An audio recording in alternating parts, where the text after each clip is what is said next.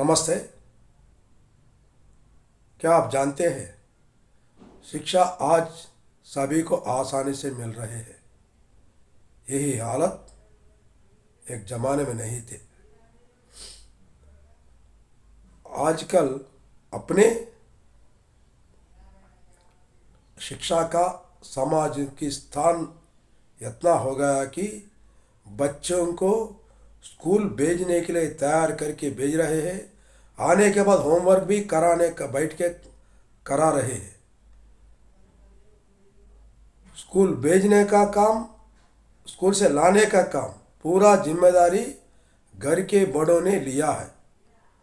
माता पिता, मामी मामा और दादा, हाँ, माता के माता जी, पिता के माता जी, ऐसा घर के बड़े लोगों ने स्कूल को भेजना, लेके आना, पढ़ाई कराना, ये पूरा जिम्मेदारी से निभा रहे हैं। यही हालत कुछ पीढ़ियों पहले नहीं रहते थे। एक जमाना था, खुद श्रद्धा से गए तो ही जाते थे, और उसके पीछे गए तो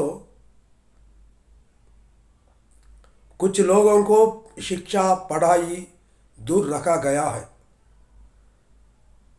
निम्न जातियों को, दलित लोगों को, पिछड़े वर्गों को ये पढ़ाई से दूर रखा गया है। इनका बच्चे कोई स्कूल जाने का नहीं था। बचपन से ही उनका माता पिता के साथ, बड़ों के साथ काम करने में निमग्न होते थे, उनके साथ रह के काम करते थे।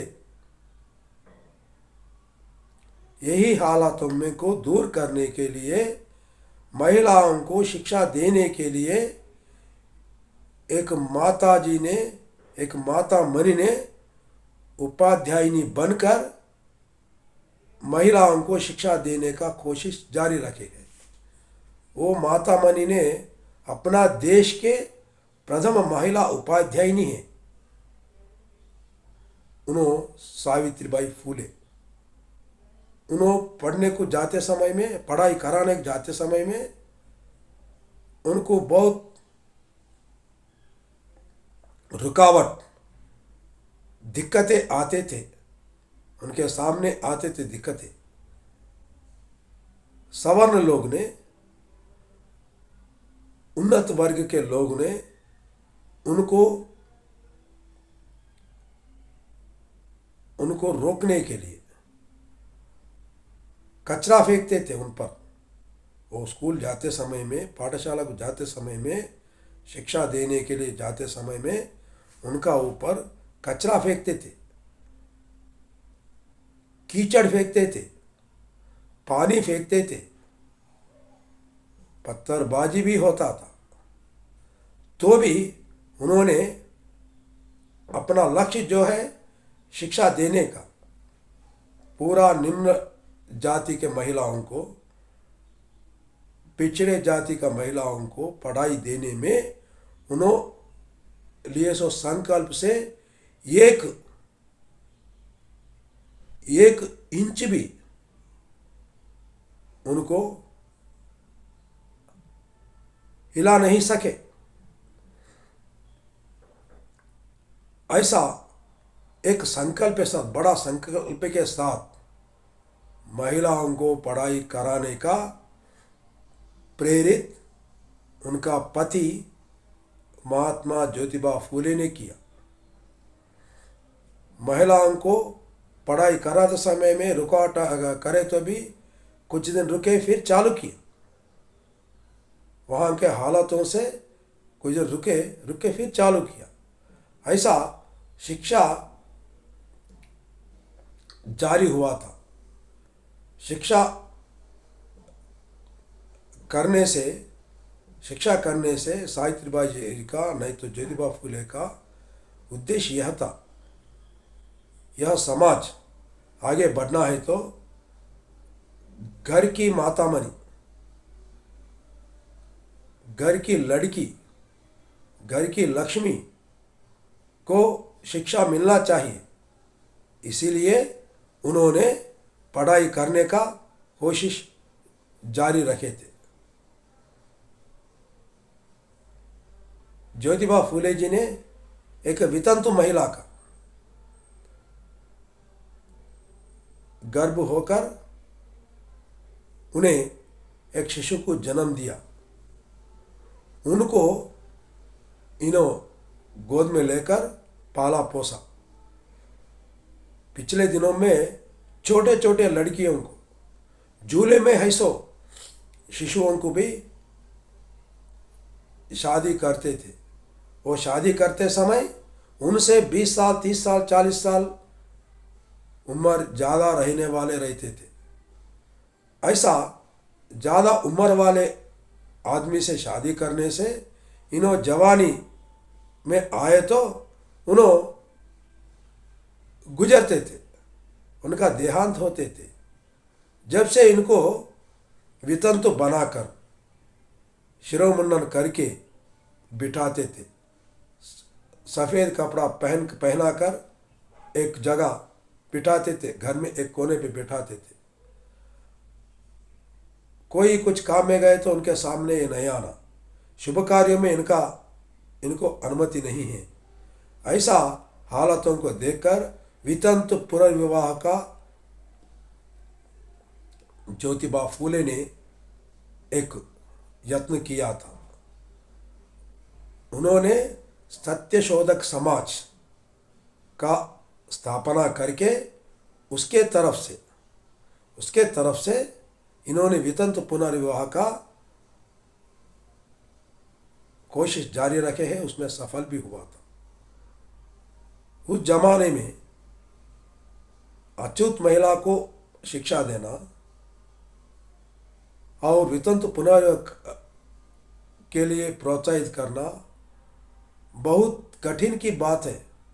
समाज में सवर्ण लोग, पुरुषाधिक्य लोग इनको छेड़ते थे, कई नमूने से सताते थे, तो भी इन्होंने इसको, ये कार्यक्रम अच्छा है, ये कार्यक्रम करने से समाज को फायदा होने वाले हैं, ये जो प्रथा है ये प्रथा को हटाना है। उनको प्रेरित कौन है? छत्रपति शिवाजी महाराज है। मुगलों के खिलाफ में लड़े हैं, मुगलों के जुल्म के खिलाफ लड़े हैं। समाज में जो भी अपप्रथा है उसके खिलाफ में भी लड़े हैं। उनका पट्टाभिषेक को भी उन्होंने मना किया था ब्राह्मण लोग, तो भी उन्होंने दूसरों को बुला के करा लिया था।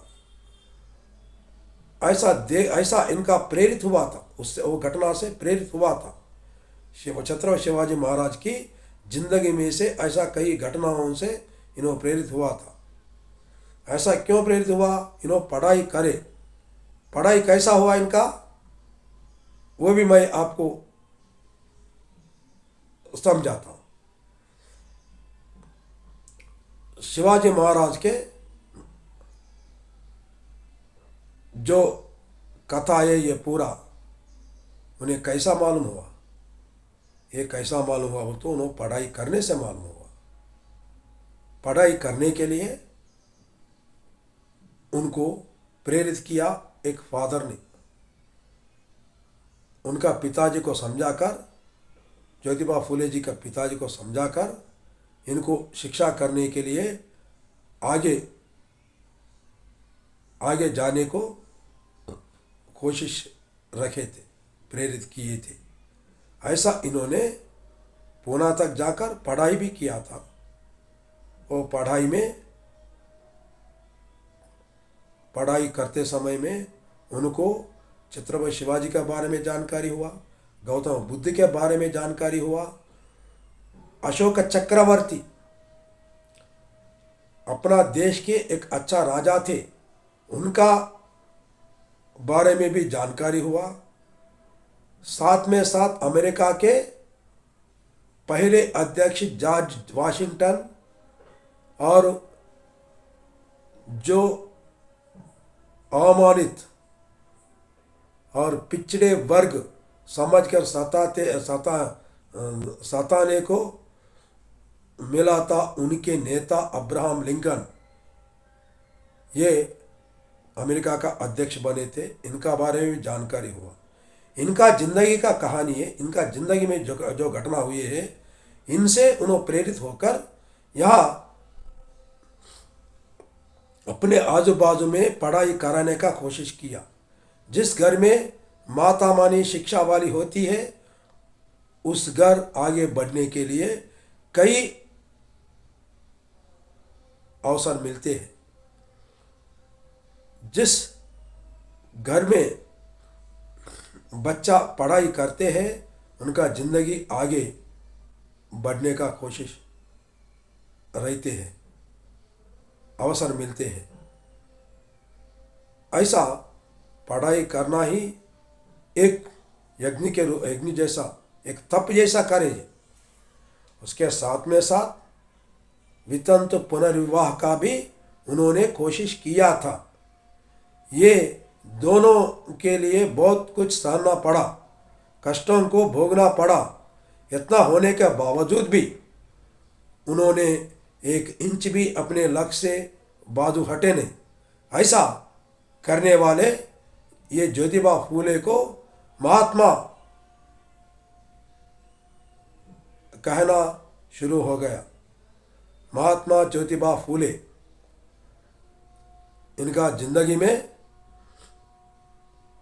ऐसा अच्छा काम करने के लिए कोशिश किया। उससे अपने को लेने का नीति यही है, जो अच्छा काम करते हैं, कष्ट रहता, नष्ट रहता, तकलीफें रहता, ये सबको सहने से ही अपन सफल हो सकते, विजय पा सकते। यही है इसका नीति है। नमस्ते, मेरा नाम भूमन्ना, मैं निज़ामाबाद से, तेलंगाना से हूँ। ऐसा अच्छा विषय आपके सामने प्रस्तुत करने के लिए एक लाइक करिए, शेयर करिए।